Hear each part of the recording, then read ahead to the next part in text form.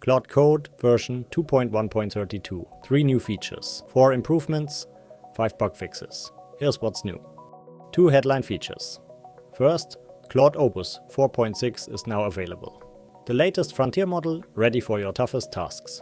Second, agent teams. A research preview for multi-agent collaboration. Set the environment flag and let multiple agents work together. Smarter workflows. Claude now automatically records and recalls memories as it works. No manual prompting required. Plus, Summarize from here in the message selector lets you condense long conversations from any point. Faster context, better focus. Developer quality of life. Skills in additional directories now auto-load. Just use add dir. The skill character budget scales with your context window. 2%, no more truncation. And VS Code gets a spinner when loading past conversations. 5 bug fixes. Add file completion shows correct parts from subdirectories. Heredocs with JavaScript templates, no more but substitution errors. Tie and allow vowels render properly.